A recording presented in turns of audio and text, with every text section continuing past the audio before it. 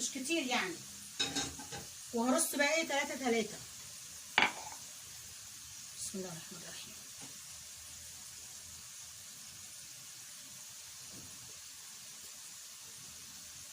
او زي ما تاخد يعني، لو خدت اكتر ماشي.